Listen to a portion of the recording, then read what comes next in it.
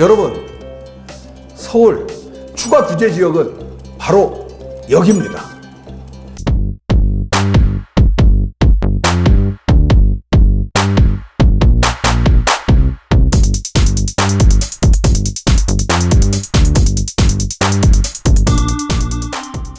여러분, 서울에 추가 규제 지역이 곧 나올 것 같습니다. 그 규제 지역은 바로 여기다.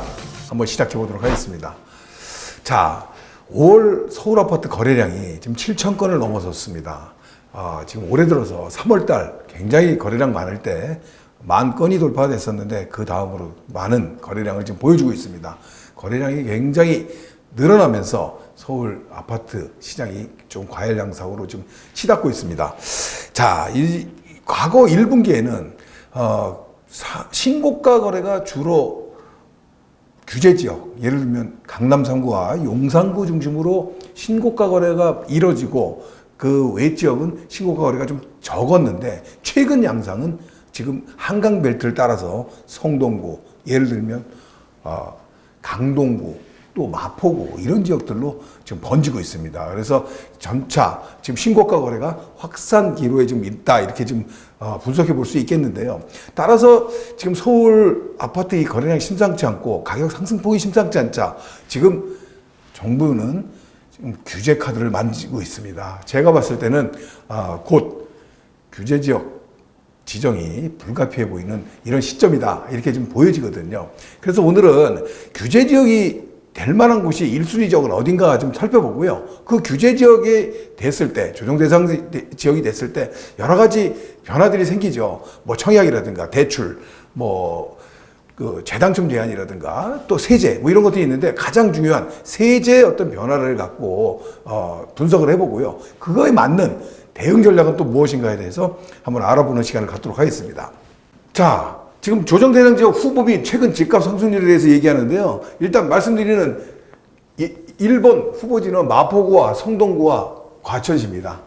지금 제 1순위로 지금 거론이 되고 있고요. 지금 최근 들어서 아파트값 상승률을 한번 보시게 되면 서초구 13.66, 강남구, 송파구 이런 지역들과 더불어서 과천시와 성동구, 마포구, 용산구 굉장히 높은 상승률을 보이고 있습니다. 상위 상승 지역들이 1년 동안 아파트값 상승률 가장 높은 지역 중에 지금 규제 지역을 제외하고는 마포구와 성동구와 과천시가 포함되어 있습니다. 그래서 향후에 규제 지역이 될 1순위 지역은 요 세 지역이다 이렇게 확정져서 얘기할 수 있겠습니다. 물론 더 많은 지역이 추가가 될 수도 있고요. 또 변화가 생길 수는 있는 여건은 있지만 최소한 이 지역은 거의 확실시 된다 이렇게 좀 보여지고 있습니다.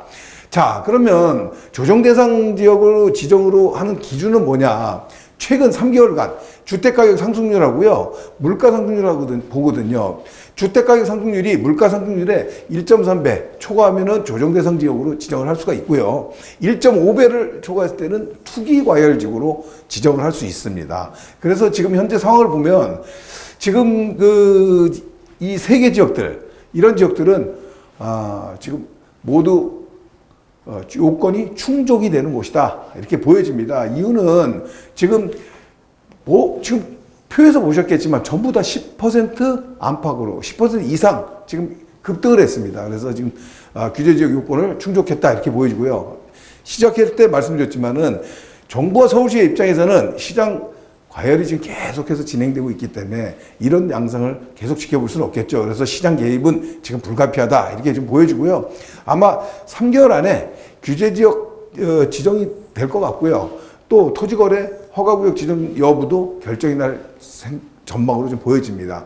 말은 지금 3개월 정도로 얘기를 했지만 제가 봤을 때는 빠르면 1개월 안에라도 이런 조치가 시행될 것이다. 좀 이렇게 좀 판단이 듭니다. 자, 그러면 서두에 말씀드렸듯이 조정 대상 지역으로 우리가 지정이 된다 이렇게 됐을 때는 여러 가지 변화들이 생깁니다. 말씀드렸듯이 대출이라든가 또 청약이라든가 이런 부분들 또 세제 부분에 많은데 가장 중요한 게 세제 부분에 영향을 많이 주거든요. 그래서 이 세제 부분에 어떤 부담이 생기는지 대해서 좀 알아보도록 하겠습니다.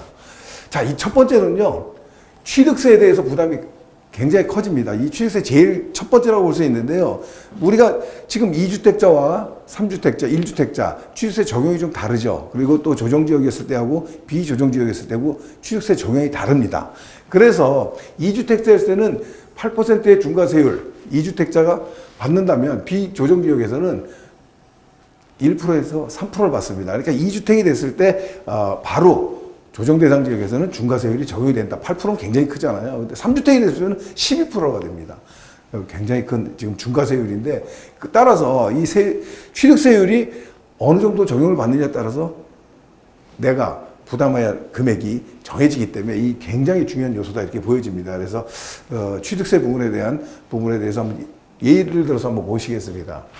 자, 6억 주택을 우리가 취득했을 때, 뭐, 소형 주택을 얘기할 수 있겠죠. 조정 대상 지역 2주택자는 지금 8% 정도의 취득세를 냅니다. 그래서 약 4,800만 원이 되는데, 비조정 지역 2주택자 되는 분들은 1.1%밖에 내질 않습니다. 그래서, 취득세 차이가 굉장히 크죠. 만약에, 3주택자이 된다고 하면은 12%의 세금을 받습니다. 그럼 6억짜리 주택을 샀을 때 약 한 7,200만 원 정도의 예를 들면 취득세를 납부하게 되는 거죠. 그래서 어떻게 보면 초기 부담이 굉장히 커지고요. 내 수익률에도 굉장히 영향을 또 미칠 수 있겠죠. 자, 또 증여시에는 또 이건 뭐냐면 증여취득세라고 하죠. 증여취득세일 때 공시가가 3억 원 이상 되는 주택을 증여했을 때는 12%가 중과됩니다. 그리고 또 원래 비조정지역에서 3.5%거든요. 그래서 이 중과되는 증여할 때도 취득세에서 굉장히 큰 규제를 받는다 이렇게 보면 될 것 같습니다. 두 번째로는요, 세제 혜택에서 양도세 부분입니다. 양도세 중과하고 장기보유 특별공제에 대한 제한을 받습니다. 우리가 조정 대상 지역이 되면은 자 2주택자, 3주택자한테는 양도세를 중과 적용합니다. 세율에 20%를 중과하고요, 세율에 30%를 중과합니다. 굉장히 높은 세율입니다. 이런 세율을 양도세 중과를 받게 되는데. 또 중요한 건 장기보유 특별공제에 대한 적용이 안 됩니다. 지금 일반 세율을 만약에 적용했을 때는 30%까지는 장기보유 특별공제를 적용을 받거든요. 1년에 2%씩 해서 30%가 되는 거죠. 15년으로. 그래서 어쨌든 장기보유 특별공제도 적용을 못 받는다. 그래서 중과도 받고 장기보유도 받지 못한다. 굉장한 양도하는데 굉장히 부담을 느낄 수 있는 조치다 이렇게 볼 수 있겠습니다. 그래서 현재는 지금 중과 지역은 없습니다. 지금 우리 강남 3구와 용산구도 중과를 받지 않습니다. 한시적으로 내년 5월 9일까지는 한시적으로 중과를 적용하지 않죠. 그런데 내년 이후에 됐을 때 또 연장을 해줄지 어떻게 될지는 좀 지켜봐야 되는데 아마 연장을 안 해줄 확률이 더 높다 이렇게 좀 판단이 듭니다. 아무튼 현재까지는 이렇게 돼 있지만 조정 대상 지역으로 지정이 됐을 때는 이런 양도세에서 굉장한 불이익을 받는다 이렇게 말씀드릴 수 있겠습니다. 자, 세 번째 세금 부분인데요. 1세대 1주택 비과세 요건 강화, 이건 많이들 알고 계실 겁니다. 지금 파리부동산 대책 이후로 지금 조정 대상 지역에서 취득을 했을 때는 거주를 해야 되죠. 2년 거주를 해야 되고, 그렇지 않고 했을 때는 비조정 지역에서는 보유만 해도 됩니다. 그런데 이제 앞으로 거주 요건이 조정 대상으로 지정이 되면 꼭 거주를 해야 되는 요건이 따져봐야 된다. 그래서 비과세 요건이 강화된 겁니다. 정리해 보겠습니다. 자, 취득세 부분이죠. 가장 중요하다고 말씀드렸는데요. 2주택이었을 때는 8%, 비조정지역이었을 때는 1%에서 3% 정도 받을 수 있는 거를 2주택이 됐을 때 조정 대상 지역에서는 8%를 받고요. 3주택 12%를 받습니다. 취득세에서 굉장한 중과 세율이라고 볼 수 있겠습니다. 아까 말씀드렸듯이 증여 취득세, 우리가 증여했을 때 취득세도 공시가 3억 이상이 되면 12% 중과세율을 받게 됩니다. 비조정 대상 지역에서는 3.5%인데 12% 차이가 굉장히 큽니다. 양도소득세 중과도요, 지금 다주택자 중과 20%에서 30% 정도 양도세 중과를 받는다 말씀을 드렸고요. 비조정 지역에서는 아시다시피 6%에서 45%까지 기본세율만 적용을 받습니다. 자, 장기보유 특별공제, 좀 전에 말씀드렸죠. 중과시에는 적용받지 못합니다. 근데 비조정 대상 지역에서는 장기보유 특별공제를 30%까지 받을 수 있다. 중요한 내용이고요. 자, 1세대 1주택 비과세. 2년 보유, 2년 거주를 해야 되는 거 좀 전에 말씀을 드렸습니다. 자, 1세대 1주택 비과세는요, 일단 매수할 때 조건을 따지는 겁니다. 매수할 때 조정지역이냐 아니냐 이 여부를 따지는 거고요. 양도세 중과라든가 뭐 이런 거는 매도할 시점에서 지금 내가 팔고자 하는 이런 곳이 지금 조정 대상 지역이냐 비조정 대상 지역이냐 이런 거를 따져봐야 되는 것입니다. 그래서 이게 매도 시점과 매수 시점이 다른 것이다. 이렇게 좀 정리해 볼 수 있겠습니다. 세제 변화에 대한 정리를 해보겠습니다. 자, 조정 대상 지역에서 지정이 됐을 때는 취득세, 양도세, 대출 등에서 모든 데서 세 부담이 굉장히 높게 불이익을 받습니다. 그래서 다주택자나 투자자들의 세 부담이 극대화되는 게 당연한 이치겠죠. 그래서 굉장히 조정 대상 지역이 어떻게 적용이 되느냐에 따라서 우리가 대응 전략도 굉장히 달라지는데요. 일단 또 비과세 요건이라든가 장특공이라든가 이런 것들이 세제 혜택도 굉장히 축소가 됩니다. 모든 면에서 굉장히 규제를 받는다 이렇게 보시면 될 것 같습니다. 시장에는요, 일단은 아파트 거래가 당연히 위축이 되겠죠. 아파트 거래는 계속해서 위축이 될 것이고요. 금액도 크기 때문에 그렇습니다. 중요한 요건은 풍선 효과가 일어날 것이다. 그 옆으로 지정을 과거에도 우리가 그러지 않습니까? 서울의 주요 지역을 규제를 했을 때 옆으로 벗어나고 또 그거보다 또 다른 3지역으로 가고 3지역보다는 4지역으로 가고 그 외지역으로 점차 뻗쳐나가는 풍선 효과가 나타날 것이다 이렇게 예상이 되고요. 투자들 수요들이 이동을 합니다. 우리가 지금 아파트에 대한 투자도 있겠지만은 중심 지역에 지금 아파트만 적용을 받죠. 여러 가지 지금 뭐 실거주 의무라든가 뭐 이런 것들을. 근데 오히려 빌라라든가 이런 쪽에도 투자 수요가 나올 수 있다. 그래서 비규제 지역으로 풍선 효과를 이동도 하지만 투자 수요도 종목에 따라서 바뀔 수 있는 이런 여건을 갖추고 있다. 이렇게 볼 수 있겠습니다. 자, 결론적인 얘기를 드리겠습니다. 자, 실수요자나 투자자들이 대응하는 요령입니다. 우리가 이제 조정 대상 지역이라든가 규제 지역이 이제 임박해 왔다고 판단이 들고요. 곧 지정이 될 거로 보여집니다. 됐을 때 우리는 어떻게 대응해야 되냐? 굉장히 중요한 얘기인데, 일단 아파트 시장 같은 경우에는요, 우리 세금적인 규제 외에도 대출 축소가 될 것을 대비한 거래가 좀 필요로 합니다. 뭐냐면 지금 보통 아파트 거래는 계약하고 중도금 잔금하면서 한 2개월, 3개월 정도 잔금이 걸리겠죠. 그렇기 때문에 대출에 대한 부분이 변화가 생길 수 있는 딱 그 시점이다 이렇게 볼 수 있겠습니다. 그래서 예상해 보는 겁니다. 이건 확실히 된 게 아니고요. 제 개인적인 예상인데 40년 만기 주담대가 폐지되지 않겠나. 왜냐하면 부담을 주기 위한 규제가 들어오기 때문에 지금 현재 40년 만기 주택담보대출을 폐지하고 뭐 30년짜리라든가 뭐 이렇게 갈 수 있는 여건이 나올 수 있겠고요. 그 다음에는 과거에도 나왔지만은 15억 이상 아파트 대출 제한이라든가 뭐 이런 것들이 좀 나올 수가 있습니다. 그래서 아파트 거래를 할 때 금액이 크기 때문에 내 자산이라든가 어떤 운영할 수 있는 자금의 어떤 볼륨을 잘 계산을 해야 되는 딱 그 시점이다 이렇게 좀 보여집니다.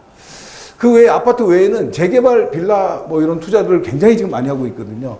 재개발 빌라 투자자들은 좀 생각해 볼 게 좀 여러 가지가 있습니다. 지금 조정 지역이 지정이 된다면 가장 빌라 투자자들, 재개발 지역 빌라 투자자들한테 가장 부담되는 거는 취득세 부담입니다. 물론 다른 것들도 있겠지만 일단 중요한 게 신축 분양 비아파트를 매수하는 방법이 있습니다. 그래서 이거는 일단 주택수 산정에서 제외되는 거 알고 계시죠? 그래서 신축 주택, 신축 비아파트 매수를 했을 때는 주택수 산정에서 제외된다. 그래서 취득세에서 혜택을 볼 수 있는 굉장히 중요한 내용이죠. 두 번째로는 명의입니다. 일단 자녀 명의를 활용할 수 있다 그러면 세대 분리를 통해서 자녀들에 대한 투자를 많이 하고 있거든요. 그래서 이런 자녀 명의를 또 활용할 수 있는 방법, 활용할 수 있는 경우를 얘기하는 겁니다. 이런 방법을 택할 수 있고요. 세 번째로는 주택임대사업자 등록입니다. 지금 6월 달부터 시작된 6년짜리 단기 주택임대사업자 등록이 시작이 됐죠. 근데 사실 우리가 기대했던 취득세에 대한 혜택은 6년 단기 임대에서는 받을 수가 없습니다. 그래서 주택임대사업자 10년짜리를 등록을 했을 때는 혜택이 여러 가지가 따라오는 것들이 많죠. 기존 혜택이 있었거든요. 그래서 취득세에 대한 부담이 굉장히 커질 수 있기 때문에 이런 부분들 주임사 10년짜리를 등록하면 혜택을 볼 수 있다. 취득세 85% 감면받는 내용들이 있고요. 그 다음에 재산세 감면을 받을 수 있죠. 그 다음에 종부세 합산 배제를 할 수 있고요. 양도세에 대해서 중과 배제 받을 수 있습니다. 그리고 거주주택에 대해서 무제한 비과세를 받을 수 있습니다. 지역하고 상관없습니다. 이거는 뭐냐면 우리가 6년짜리는 지역이 상관이 있습니다. 그래서 거주주택 모든 지역이 비과세되는 게 아니고요. 6년짜리는 비조정 지역에만 가능합니다. 그리고 지금 10년짜리는 지역에 관계없습니다. 조정 대상 지역이든 어떤 비조정 대상 지역이든 간에 무제한으로 비과세를 받을 수 있다.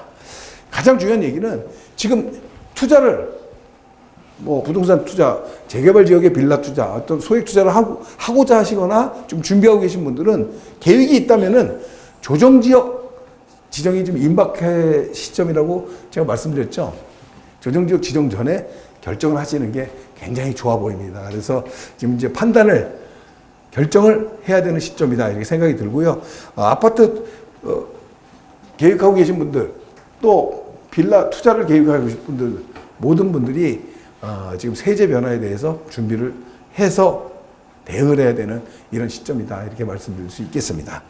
자, 오늘은 서울 아파트 시장이 지금 과열됨으로써 지금 정부의 시장 개입이 불가피한 이런 시점이다라는 주제를 놓고 어떤 지역이 규제 지역 1순위 후보가 될 것인가에 대해서 지금 아파트값 상승률을 통해서 찾아봤고요. 그런 지역들이 일단 한강 벨트에 있는 마포, 성동구, 강동 이런 지역들이 1순위 후보다. 이런 지역들을 중심으로 지정이 될 것이다. 이렇게 말씀을 드렸고, 또 그런 규제 지역, 조정 대상 지역이 되면 우리가 어떤 변화를 갖느냐. 그래서 오늘은 세제 혜택 중심으로 한번 대응하는 전략까지 한번 다뤄봤습니다. 여러분들이 이 내용을 갖고 좀 도움이 되셨으면 하는 바람이 있고요. 또 자세히 원하시거나 아니면 좀 더 다른 어떤 디테일한 거를 좀 원하시는 분들이 계시면 개인적으로 연락을 주시거나 상담 신청을 해주시면 좋겠고요. 또 이번 주 수요일 날 진행하는 세미나에 오시게 되면 이런 비슷한 내용을 갖고 한번 설명을 해드리는 시간을 갖도록 하겠습니다.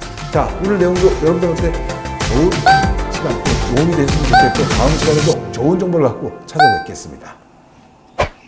한정훈의 부동산 DJ에서는 여러분들의 고민을 기다립니다. 영상을 보시고 투자에 관심 있으신 분은 지금 바로 연락 주시기 바랍니다.